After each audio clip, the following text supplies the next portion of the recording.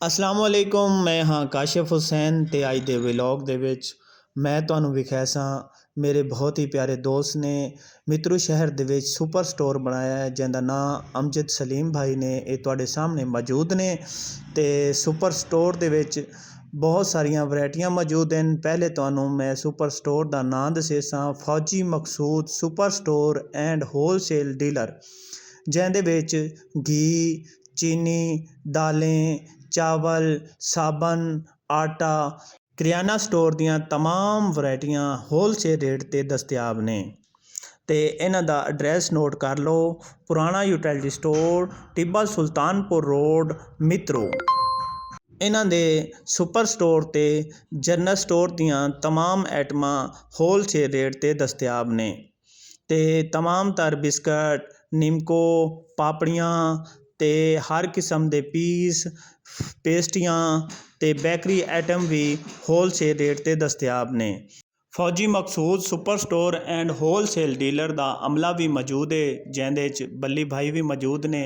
ये खुश मिजाज लोग ने ते बल्ली भाई गाहकां नाल अच्छे मिजाज नाल ते अच्छे तरीके नाल डील करते हैं।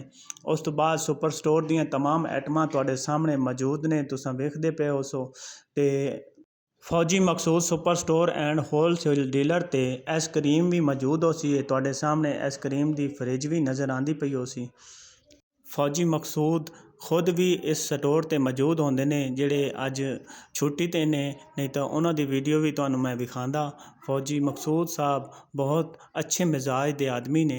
ते ये तुहाडे सामने पेस्टियाँ ते रेवड़ियाँ, गजकां, तलूंगड़ियाँ ते अगतू करियाने दियां तमाम तर आइटमां मौजूद ने।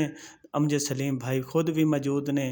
ते इंशाअल्लाह तुहानूं अच्छे रेट्स नाल बिल्कुल होलसेल रेट ते, जिंदे दालां, गुड़, सर्फ, साबण, शैंपू, हर किस्म दियां दालां तुहाडे सामने मौजूद ने। ये तुहानूं विखाईयां जा रही ने। तुहानूं होलसेल रेट ते मिलसन ते खुले रस भी तुहानूं मिलसन, अचार भी तुहानूं मिलसी, तुहानूं हर किस्म दे बिस्कट भी तुहानूं मिलसन, हर किस्म दे नहावन वाले साबण भी तुहानूं मिलसन, बर्तनां वाले